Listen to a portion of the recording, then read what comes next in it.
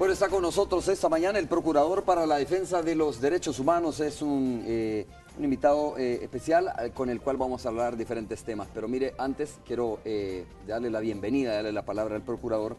Quiero hacer mención de esta carta que me mandó la Asociación Pro Búsqueda de Niños y Niñas Desaparecidas durante el conflicto armado. Dice, brevemente se la leo, el licenciado Romeo Lemos, presentador de la entrevista matutina de Hechos AM, dice que el pasado 14 de noviembre del 2013 fuimos víctimas de un terrible ataque que supuso la privación de libertad y amenazas y lesiones a 3 de nuestros compañeros, así como el incendio y destrucción de equipo y robo de información. A raíz de este hecho, yo giré una invitación a los miembros de Pro Búsqueda para que vinieran al programa y fue el día que lamentablemente tuvimos que repetir una entrevista. A ver, ¿qué nos dicen ellos? Dice lo siguiente: con profunda vergüenza me dirijo esta carta para ofrecer nuestras sinceras disculpas por este grave inconveniente, la misma que quisiera hacer extensiva a la concurrencia, dice, de su canal. Y dice, estamos conscientes y agradecidos por que Canal 12 siempre ha estado presente en la difusión del acontecer de nuestra labor y por supuesto nos ponemos a su entera disposición para poder estar en otros espacios o en el espacio el día y la fecha que usted lo considere conveniente. Muchas gracias. Yo de verdad acepto humildemente esto y en nombre de la audiencia de Canal 12 acepto esta carta, la recibo muy bien y quiero agradecerles por haber tenido la deferencia también de dirigirse a nosotros y escribirnos y explicarnos. Lo que cuestionamos en esa ocasión fue precisamente la falta de comunicación, lo cual es reconocido también en la carta que la firma Esther Alvarenga de Pro Búsqueda. Gracias. Procurador, bienvenido. Muchas gracias por estar con nosotros esta mañana aquí en la entrevista. Con gusto, Romeo. Un saludo para la audiencia y bueno, es un honor compartir este espacio. Muchas gracias. Fíjese que de verdad en el tema, en la agenda que quiero discutir esta mañana y preguntarle a usted esta mañana está esto de Pro Búsqueda, ¿no? Que me pareció claro, un incidente muy grave. Hay investigaciones en curso. El ministro de Seguridad Pública de nuestro país, Ricardo Perdomo, no ha adelantado mayor información, pero de todas formas sabemos que se está viviendo una situación delicada luego de conocer que hay un recurso en la Sala de lo Constitucional también donde se podría derogar la ley de amnistía y estos documentos que son importantes, que están custodiados en Pro Búsqueda, como al igual que los documentos que tiene tutela legal del arzobispado, son elementales y fundamentales para cualquier tipo de investigación. ¿Cuál es el informe que usted tiene sobre esto, Procurador, y su punto de vista? Nosotros hemos hecho ya como Procuraduría una verificación, hemos no solo expresado la solidaridad, sino que intercambiado y estado muy cerca de la Asociación Pro Búsqueda después del incidente. Y las conclusiones preliminares que podemos dar pues son en torno a las características del hecho. Y el hecho muy claramente denota planificación, denota un propósito de afectación a la institución por la vía de sustraer información y de destruir información y obviamente provocar temor en la asociación y afectar su trabajo de derechos humanos.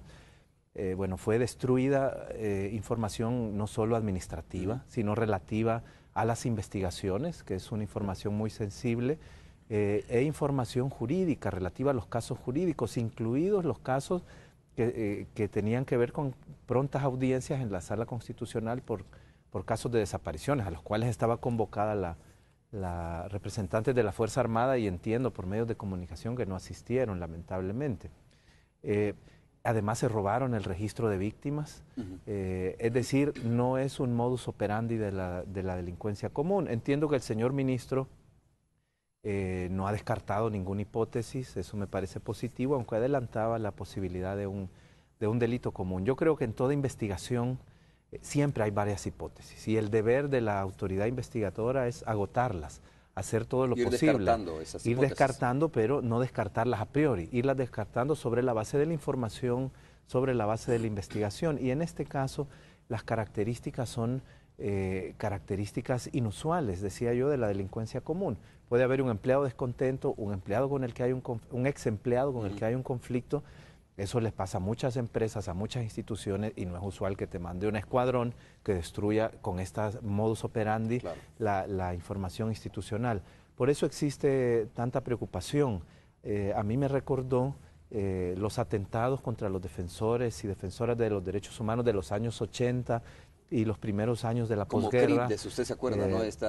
CRIPDES fue allanado, bueno, Comadres, la CDH no gubernamental, Exactamente. etcétera, no, inclusive hubo defensores y defensoras asesinadas, ahí están los mártires populares que son Gerber Anaya, Marianela García, etcétera, ¿no?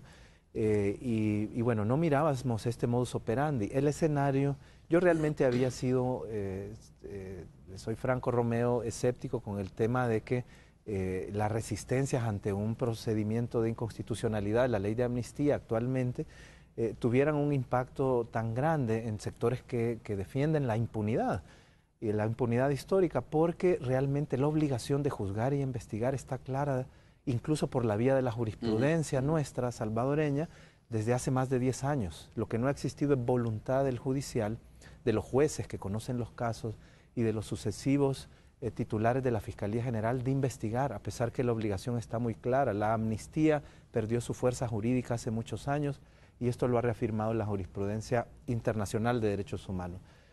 Sin embargo, las características del atentado me ha hecho pensar que sí debemos tener en cuenta la posibilidad que haya grupos y grupos eventualmente violentos que rechacen esta posibilidad y que sean capaces de llegar, como en el pasado, a repetir hechos de violencia contra defensores y defensoras. Ahora, de obviamente derechos son humanos. grupos minoría, ¿no? Pues, es decir, no son grupos que...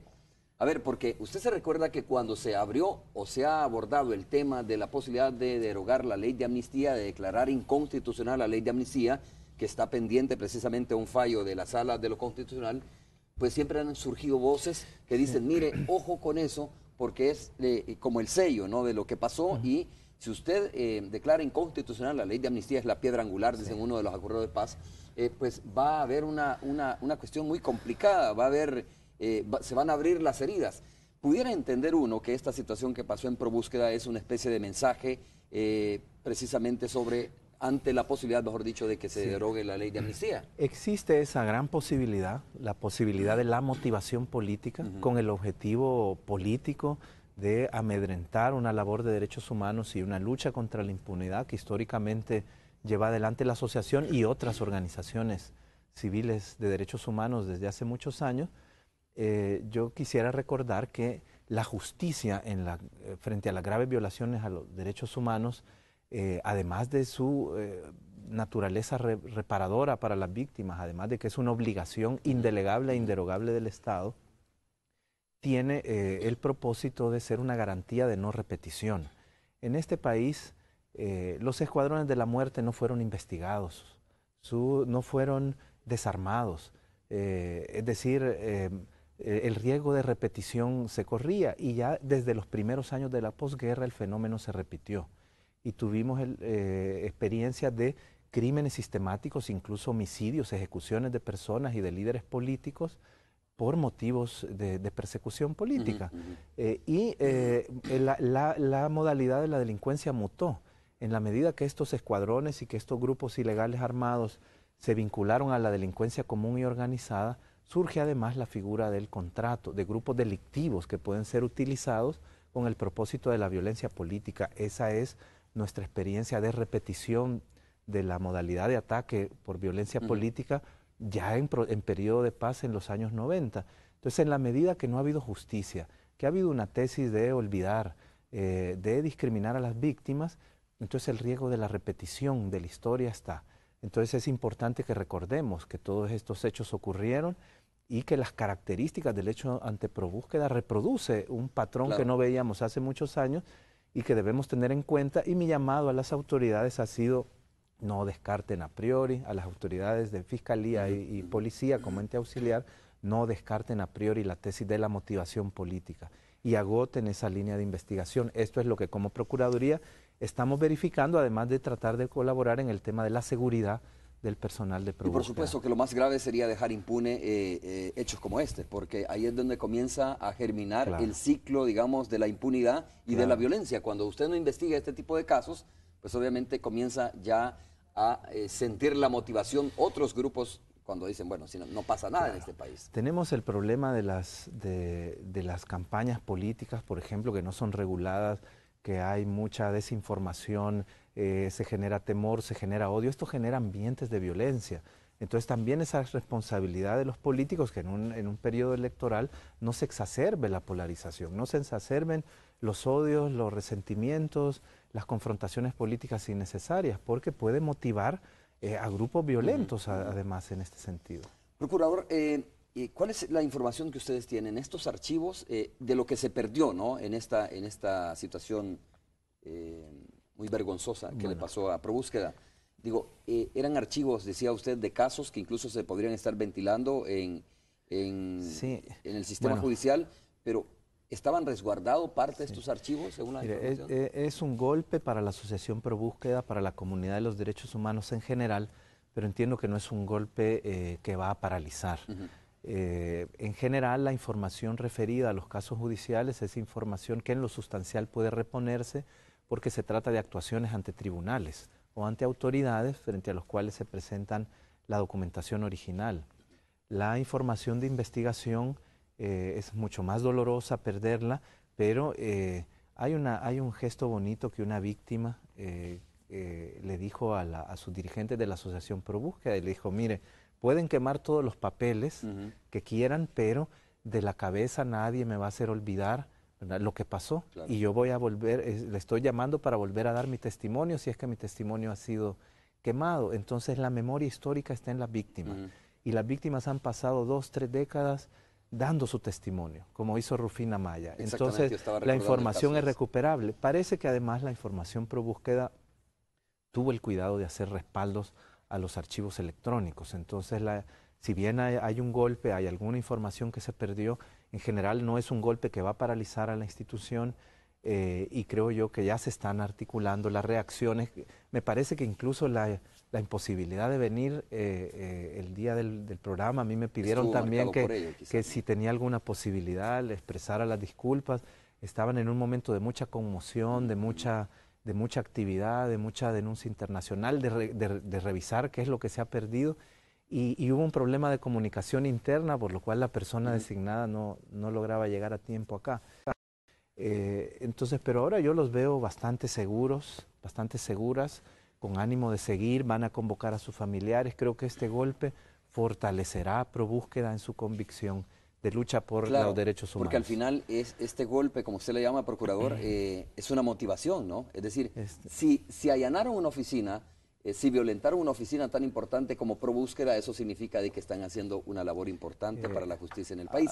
Si no fuese una oficina que diera frutos, pues a ver, ¿a quién le importara quizás? Además, yo quiero destacar un rasgo de la Asociación ProBúsqueda, más allá de que es una oficina que ha dado tanto, que ha acompañado a las víctimas, que recoge el legado del padre John Cortina. Y que ha permitido reencontrar. Es decir, con un atentado de este tipo, jamás ni por cerca logran afectar el legado de un gigante, creo yo, del humanismo en El Salvador, como fue el padre John Cortina.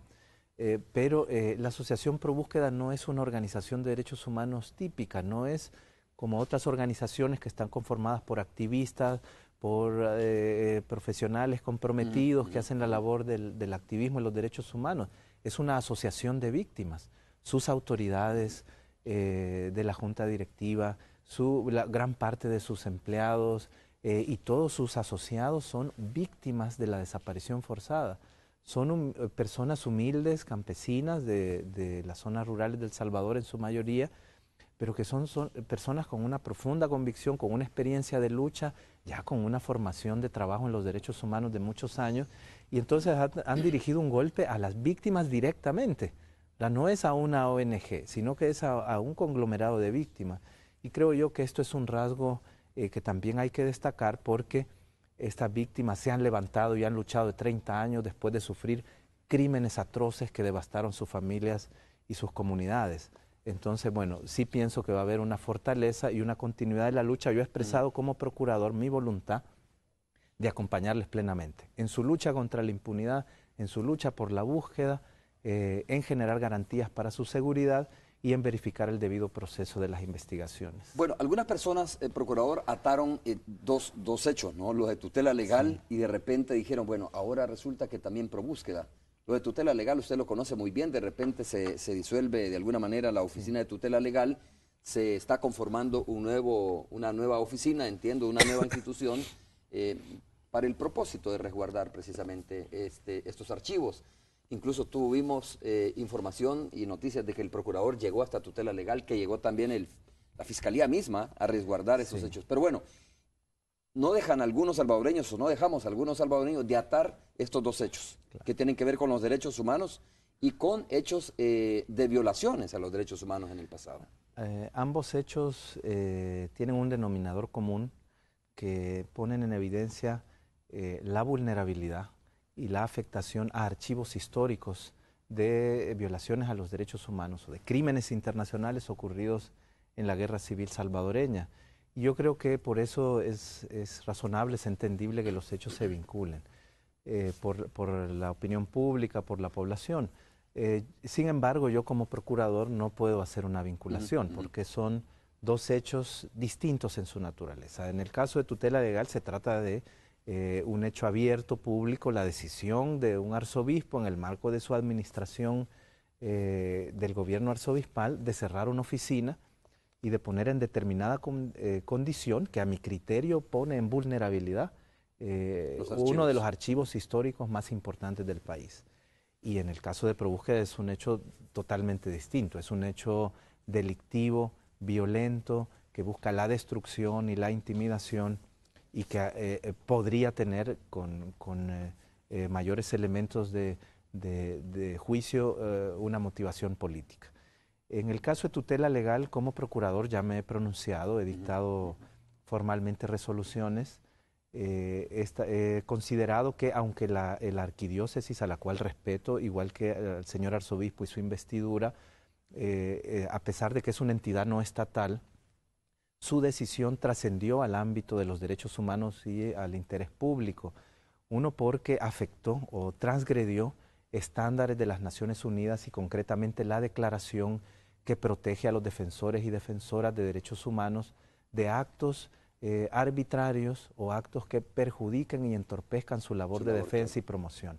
Esta es una declaración de la ONU que es dijéramos, un estándar internacional que debe ser respetado por personas particulares y por autoridades públicas. ¿No? De alguna manera la labor que hacen los defensores de los derechos humanos. Sí, claro, es un principio universal de derechos humanos en la medida que es una declaración de la ONU, es el principio de derechos y deberes de personas, organizaciones, instituciones públicas y privadas de defender y promover los derechos humanos, así se llama. Entonces hay una violación ante el procedimiento, el trato denigrante, la falta de un debido proceso administrativo en que fueron separados y tratados el personal de tutela legal, algunos de ellos personal que llevaba más de 2 décadas, que trabajaron años con María Julia Hernández, etcétera, y en quienes las víctimas tienen confianza, como ahora se han pronunciado ya públicamente. Y luego, en el caso del señor, bueno, además ella ha concluido que el señor arzobispo no permitió la adecuada verificación de la Procuraduría de los Derechos Humanos al proceso que ahí se llevaba. Llamó mucho la atención esto. ¿Por qué la Iglesia Católica, el arzobispo, no permitió el ingreso de derechos humanos a los archivos? Yo establecí una medida cautelar de protección. No estuve en ningún momento pidiendo que los archivos salieran del arzobispado a otra institución. Pero sí querían verificar. Hubo algunas voces que trataron de tergiversar y dijeron que yo estaba pidiendo que los archivos salieran del arzobispado hacia Secultura. Eso es totalmente falso y pueden consultarse los documentos públicos.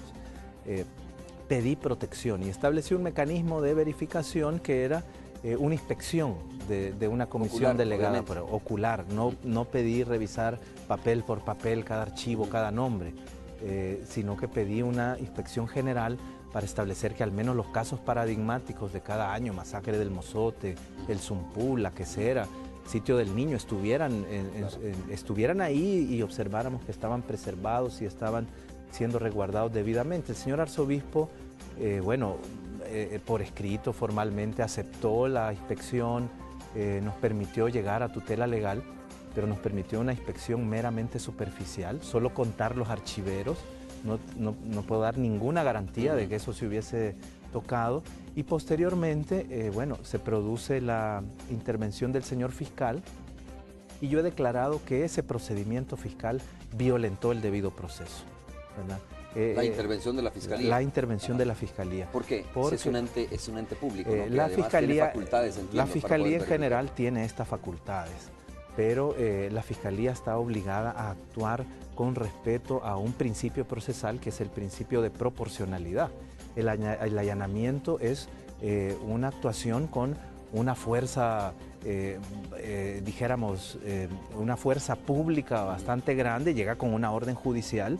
Esta orden judicial obliga a abrir las instalaciones, clausura las instalaciones, y pudimos ver pues, bueno, simbólicamente, ¿no? Por la prensa, ¿no? A mí me pareció una imagen muy dolorosa, donde nunca antes hubo una puerta, donde era un acceso libre para la población, para presentar sus quejas y sus sufrimientos.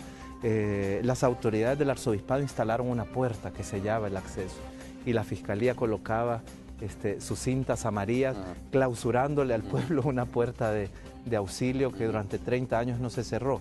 Bueno, me parece que esta actuación fue desproporcionada, porque si bien los archivos podían estar en una situación de vulnerabilidad por el eventual manejo indebido en términos técnicos, en términos de la técnica de la archivología o de la confiabilidad de las personas que iban a meter mano ahí, pues resulta que, aunque estuvieran en esta condición, estaban dentro de las instalaciones del arzobispado. El arzobispado es una institución histórica, tiene autoridades, es decir, no estaban en una situación de inminente destrucción, y el fiscal podía llegar y obtener plenamente colaboración voluntaria del señor arzobispo, y llegó por la fuerza pública. Además, llama la atención que por 30 años la Fiscalía como institución y sus diferentes titulares no han movido investigaciones contra las graves violaciones a los derechos humanos. Han sido tolerantes, han sido anuentes con la impunidad. Hay demanda de muchos años de que el fiscal haga este tipo de diligencias en archivos militares, los diferentes fiscales, y por años no se ha hecho, pese a que existen además obligaciones internacionales y llamados judiciales para hacerlo. Y la primera intervención con máxima fuerza pública es para allanar las instalaciones de la Iglesia Católica. Entonces yo invité a tratar de repetir esta historia en los archivos militares del caso Serrano Cruz, de los niños Contreras, del Mozote, donde debería reabrirse el proceso judicial. Y otro aspecto que ha sido muy lamentable es que ni las autoridades del arzobispado, ni las autoridades fiscales le han dado espacio, voz, no han escuchado a las víctimas. Y las víctimas, que es para quienes trabajamos en derechos humanos, quienes tienen la voz sagrada, quienes tienen la legitimidad de la verdad, quienes ¿no se han acarrean reunido su con las dolor? víctimas, ni la Fiscalía, ni el arzobispado? Yo he tenido a las víctimas desde el primer día que esto ocurrió en mi despacho, me he estado reuniendo con ellas, ha surgido con ellas la idea de crear una fundación por la memoria y la verdad que quiero llevar adelante, cuyo propósito sea la preservación de archivos históricos, y las víctimas se han pronunciado y han lamentado que todas estas autoridades les excluyeran de toda decisión, y han expresado su desconfianza. Ellas se van a manifestar, y estoy hablando en concreto víctimas de la masacre del Zumpul, víctimas de la masacre del Mozote, víctimas de la masacre de la Quesera. Este es un llamado a la conciencia de la nación. Estas son las personas que debemos escuchar. Están llamando a una concentración y marcha todavía para expresar su descontento y su sufrimiento por esta situación para el martes 3 de diciembre frente a la catedral. Vamos a hacer la pausa, procurador. Qué interesante es decir que aun cuando se ha anunciado la apertura de una nueva oficina, la creación de una nueva oficina, las víctimas no están satisfechas, porque tienen toda la razón, como usted dice. Podemos leer su pronunciamiento si hay espacio. Cuando regresemos podemos hacerlo. Como dice usted, ¿cómo es posible de que se esté articulando una nueva institución, se esté creando una nueva institución, y quienes son los principales que deberían de estar integrándose ahí mismo, escuchándoles sobre cómo se puede conformar o cómo debería conformarse esta institución, como son las víctimas, no han sido incluidas ni escuchadas en este caso, violándoles una vez más otro derecho? Claro, y lo vamos a hacer la pausa, ¿le parece? ¿Cómo no? Volvemos.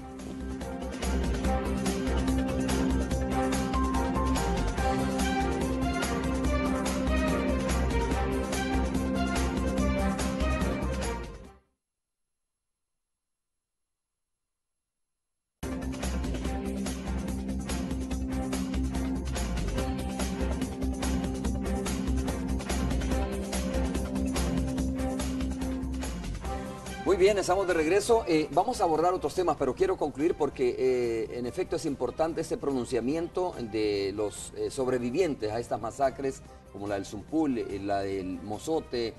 Ahí hay una cantidad de situaciones, la Quesera, Tres Calles, Las Vueltas, El Pozo, etcétera, ¿no?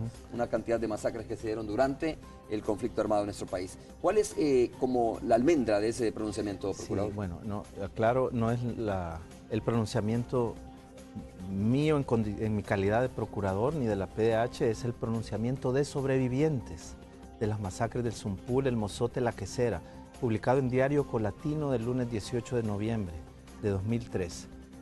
Dicen las víctimas, ¿no? Los sobrevivientes. Nos declaramos ofendidos y ofendidas ante los graves atropellos contra los derechos humanos ocurridos en las últimas semanas, el cierre abrupto de tutela legal, la intimidación por parte de la seguridad privada del arzobispado y el seguimiento de hombres armados vestidos de civil, ojo, el allanamiento por la Fiscalía y la incautación de archivos, la exclusión de la PDH en su labor de verificar el procedimiento y los ataques verbales contra el procurador, la demanda de amparo contra Secultura. Ninguno de los autores, el arzobispo y sus comisiones, el fiscal general, el juez octavo de paz, los magistrados de la Sala Constitucional, ha hecho esfuerzo alguno de acercarse a nosotros y tomar en cuenta nuestro parecer. En 2 reuniones de diálogo convocadas por nosotros con algunos miembros de la comisión primero y con el arzobispo y miembros de las comisiones después, no fuimos tratados con sinceridad y se nos ocultó información importante. O sea, ellos denuncian revictimización, aclaran a la población. No existe base de confianza para dejar la representación de nuestros casos en manos de una nueva institución que supuestamente el arzobispado está creando. Condicionar el acceso a nuestros archivos con esa representación sería una imposición. Es nuestro derecho decidir y aclaramos, nuestros representantes legales siguen siendo los abogados de tutela legal injustamente despedidos. Demandamos al arzobispo la entrega inmediata de nuestros expedientes y toda la documentación de respaldo de nuestros casos. Hacen un llamado urgente a continuar con esta lucha y convocan a una concentración y marcha el martes 3 de diciembre de 8:30 am frente a Catedral. Quiero agradecer a las víctimas la confianza que depositan en la Procuraduría de los Derechos Humanos en este pronunciamiento y expreso ante ellas mi compromiso de seguirles acompañando. Mira, del comunicado 2 cosas importantes, ¿no? Primero, que no tienen confianza en esta nueva institución que se está creando, pero creo que tienen toda la razón. Cuando no están representados en esta institución que deberían de estar representadas las víctimas, debería de haber uno por lo menos de los abogados, digo yo, que representan a estas víctimas o alguno de los dirigentes o líderes de estas víctimas está representado ahí. Y lo otro es que me llama mucho más la atención. La Procuraduría para la Defensa de los Derechos Humanos, que es la institución rectora de los derechos humanos en el país, está excluida de esta comisión que se está conformando. Por esta iniciativa de acompañamiento a las víctimas, algunos funcionarios hemos recibido inclusive insultos, algunos hasta de parte de representantes de la Iglesia. Yo quiero decir, repetir lo que aquí dicen las víctimas. Nos hicieron creer que el arzobispado presentaría recurso de amparo contra el fiscal, cuando en realidad hicieron lo contrario. Saliendo de la reunión con nosotros, presentaron recurso de amparo contra Secultura para así evitar cumplir con las resoluciones de Secultura y de la PDH que buscan proteger los archivos y nuestros derechos. Esa misma noche se reunieron entre compadres con el fiscal general para acordar retirar el allanamiento el siguiente día y solo horas después la Sala de lo Constitucional les ayudó admitiendo la demanda de amparo. Con eso se evitó que PDH y Secultura verifiquen el inventario de los archivos.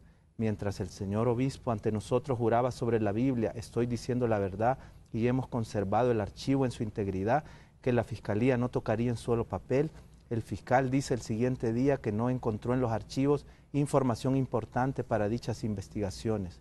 Todo esto es una burla y un menosprecio de la jerarquía hacia nosotros, quienes somos la base de nuestra iglesia, así lo sentimos. Es decir, esta es la voz de los sobrevivientes. La masacre del Zumpul, más de 600 víctimas. La masacre del Mozote, más de 1000 víctimas. La masacre de la Quesera, más de 600 víctimas. Traigo y agradezco el espacio, Romeo, de poder poner en este foro la voz de estas víctimas, que es la luz o el faro que debemos seguir, funcionarios y sectores de la sociedad. Es a ellos que debemos acercarnos y desde ellos construir institucionalidad, procedimientos, construir respeto a los derechos humanos en este país. Bueno, habrá una concentración, dice usted, procurador, ya está este pronunciamiento. ¿Estas personas, estas víctimas pueden acudir a nivel internacional? Bueno, ¿Alguna instancia? La masacre del Mozote es, bueno, además objeto de una sentencia internacional, quizá una de las de mayores alcances recibida por El Salvador a nivel de la Corte Interamericana de Derechos Humanos. Es un procedimiento en activo, el procedimiento internacional de mayor envergadura activo en El Salvador en fase de seguimiento. Y bueno, el equipo de tutela legal era el responsable, el ex equipo de tutela legal de dar este seguimiento. Estoy seguro que la Corte Interamericana de Derechos Humanos pedirá informe al Estado sobre esta situación, sobre todo de cara a la actuación de la Fiscalía o de la Sala Constitucional, porque es la actuación del Estado la que verifica la Corte. En todo caso, como procurador, yo estoy enviando ya toda la información que emana desde la Procuraduría sobre este caso a los distintos organismos internacionales de protección, tanto de la ONU como de la OEA. Hay una reacción internacional muy fuerte, de mucha preocupación de diversos organismos de derechos humanos a nivel internacional también. Ok, se puede intuir en todo esto, ¿no? A raíz, juzgando un poco el pronunciamiento de los sobrevivientes de estas masacres, podría intuirse de que hay una intención de desnaturalizar estas instituciones y de mantener, digamos, como en la impunidad de estos casos, porque se le resta como importancia a los documentos, ¿no? Cuando, por ejemplo, hay un pronunciamiento de la Fiscalía y dice, no encontré archivos o documentos importantes dentro de estos archivos.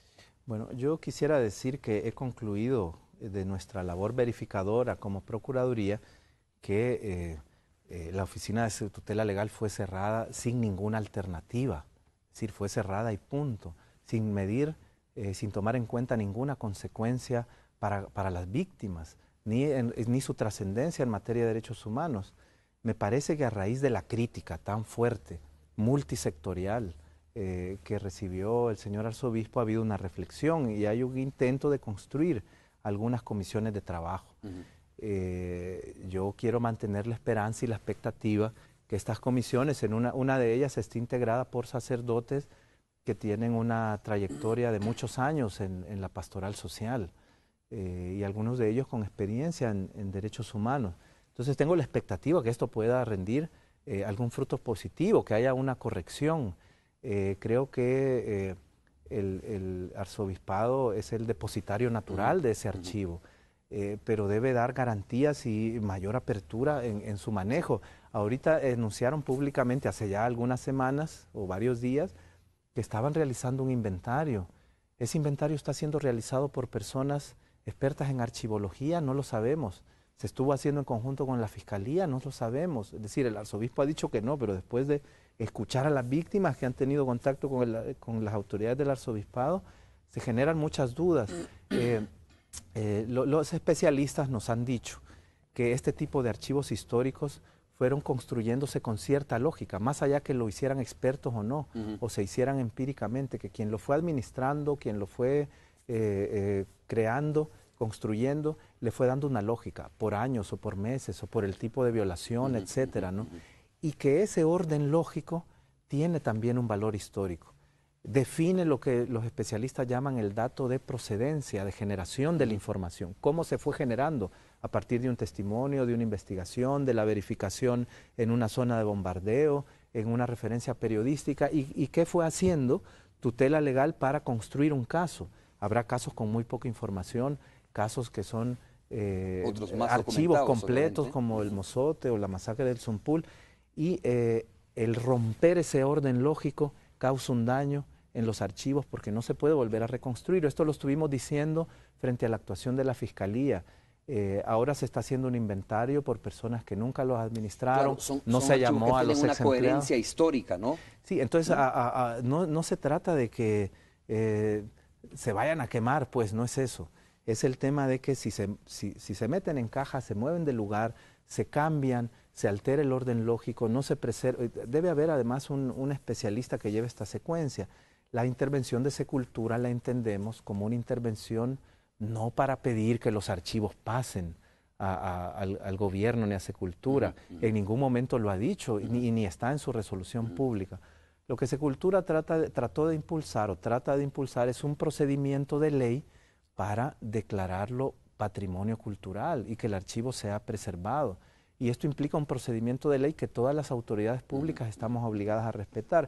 Y además quiero decir que, al igual que la Procuraduría, me parece que Secultura no actuó oficiosamente ni por iniciativa propia. Yo mismo leí no solo cartas de las víctimas, sino decenas de cartas internacionales y nacionales que le pedían a Secultura intervenir. Claro. Entonces creo que además intervino después de numerosos llamamientos de víctimas y de organizaciones de derechos humanos. Amor de estas personas. Procurador, tengo que hacer la pausa, pero sí quiero preguntarle antes que se me olvide, porque cuando regresemos tendremos espacio. Dijimos que íbamos a hablar de otros temas y no nos va a quedar tiempo, pero hemos aprovechado muy bien el tema para hablar sobre esto. Pero sí preguntarle, ¿no? ¿Por qué la Procuraduría no forma parte de esta comisión, no fue invitada a formar parte de esta comisión? Yo creo que los salvadoreños entenderían que es la Procuraduría una de las instituciones principales a ser llamadas a conformar esta comisión, porque se trata de violaciones a los derechos humanos por naturaleza, ¿no? La Procuraduría debería estar en esta comisión y no lo está. Bueno, no fuimos convocados, yo he hecho invitaciones extensivas de colaborar al señor arzobispo en privado con él y públicamente. Y bueno, esto me ha valido además algunas reclamaciones públicas diciendo que mi injerencia ha sido excesiva. Realmente yo he aclarado en función de qué interés me muevo, expresando mi respeto a la autoridad del arzobispo, y en modo alguno quise ni siquiera ir a activar mi facultad legal de acudir a un juez para entrar a hacer mi inspección. En todo momento mantuve mejor el nivel del diálogo y la posibilidad de coordinación con el arzobispo, aunque él me negara la posibilidad de una efectiva inspección. Yo sigo abierto a poder colaborar con las autoridades del arzobispado, con las comisiones si lo estiman pertinente, pero por el momento han decidido estas autoridades excluirnos. Yo lo lamento, pero me mantendré a plena disposición de colaborar. Ok, vamos a hacer una pausa comercial, vamos a escuchar algunos comentarios a través de las redes sociales cuando regresemos con Roxana Webb.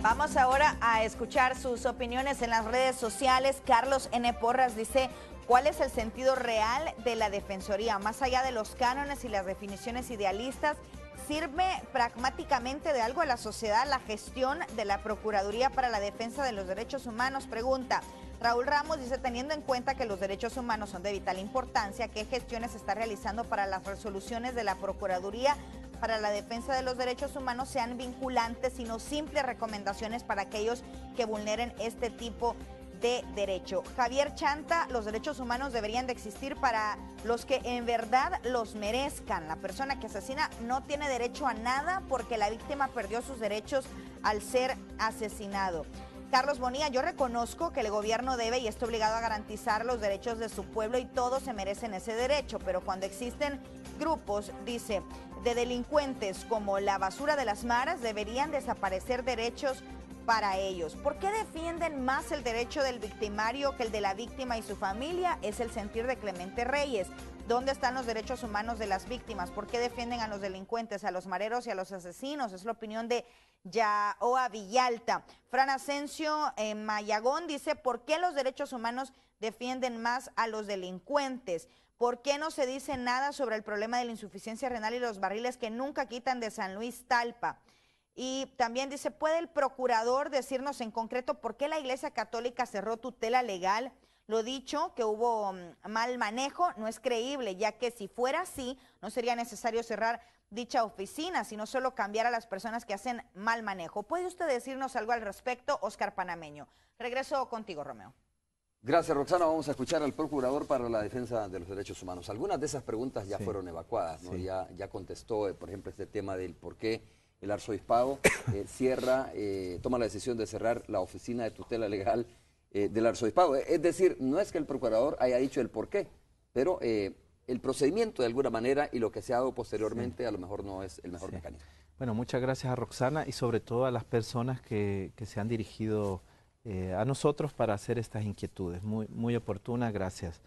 Bueno, solo en el tema de tutela legal, nada más el tema del mal manejo. Miren, hasta donde yo conozco, y bueno, conozco de cerca porque estuve trabajando muchos años en tutela legal, los fondos no son manejados directamente por los empleados.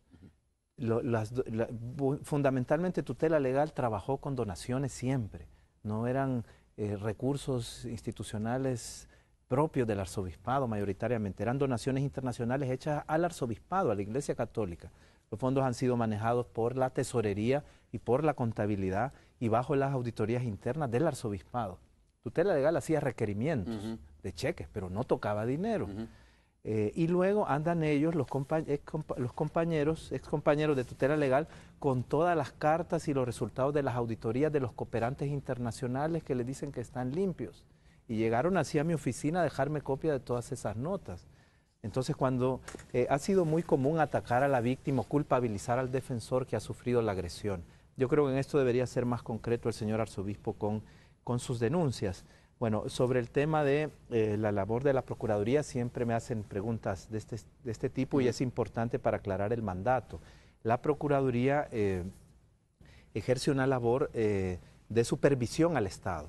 El gran garante de los derechos humanos en El Salvador no es la Procuraduría, es el Estado en su conjunto. Los diferentes poderes e instituciones del Estado tienen como labor fundamental la garantía de los derechos humanos, así lo dice el artículo 1, el Ministerio de Salud en salud, el sistema de justicia en administrar justicia, el Ministerio de Seguridad, etcétera. Cada quien tiene una labor de garantía de los derechos humanos. La Procuraduría es una ganancia de la democracia en la medida que pone un veedor, un supervisor de la actuación del Estado frente a posibles abusos de poder. Las recomendaciones de la Procuraduría deben tener una autoridad moral, pero no son solo morales, son constitucionales. La Procuraduría tiene una investidura y una autoridad constitucional, por lo tanto sí deben tenerse como vinculantes. Lo que no podemos hacer es hacerlas cumplir por la fuerza pública como una sentencia judicial. Como lo haría la Fiscalía. Sí, como lo haría la Fiscalía o lo haría un juez. Y esto así debe de ser, porque entonces nos convertiríamos la Procuraduría en un suprapoder capaz de anular sentencias judiciales y seríamos una contradicción o una negación del Estado de Derecho. Pero tenemos mecanismos de supervisión que pocos se han usado y yo pienso utilizar más, que pueden llegar a la censura pública, a la solicitud de destitución de funcionarios e inclusive al inicio de procedimientos administrativos o penales inclusive a los funcionarios que no acatan las recomendaciones. Quiero decir que los estados deben ser contundentes, deben ser firmes contra la violencia, deben ser firmes en el control y la represión del delito contra los delincuentes, sean pandilleros o sean de la criminalidad organizada. La Procuraduría debe verificar que esta contundencia se realice, pero que también se realice en el marco del respeto a los derechos humanos. El Estado, yo entiendo y me solidarizo con el sentimiento de la población victimizada por los delitos graves, que sufren crímenes terribles por pandillas o por delincuentes. Y el Estado ahí debe actuar con contundencia, pero el Estado no puede actuar sin ningún control. Mire, el Estado actuando sin ningún control envió un batallón al norte de Morazán y eliminó 1000 personas civiles. La mitad de ellos niños y niñas de corta edad, quemó los niños, asesinó en su mayoría mujeres, 1000 personas indefensas. Claro, se vuelve un Estado represivo de alguna manera. Entonces el Estado no puede actuar sin control, el Estado debe respetar normas y respetar derechos humanos. Y yo debo ser garante de que actúe con esa contundencia, respeto a los derechos humanos, pero también, y lo quiero decir, debo acompañar a las víctimas de la delincuencia y del delito, de los que cometen las maras, el crimen organizado y la delincuencia común. Yo quiero exhortar y presionar al Estado para que desarrolle y amplíe el eje de protección a las víctimas de los delitos. Este es todavía una deuda, hay algunos avances, pero es parte del sello de mi gestión, quiero que sea el acompañamiento a las víctimas de la delincuencia. Bueno, procurador, se nos quedaron otros temas, por ejemplo, yo quería consultarle sobre, solo lo voy a mencionar porque era un tema que lo traía en agenda, este tema de lo que anunció ayer uno de los mediadores de la tregua, que iba a crear una oficina para acompañar a las personas que son víctimas de la extorsión, ¿no?, en nuestro país, que sabemos que es un tema delicado también, pero será en otra ocasión que vamos a hablar sobre eso.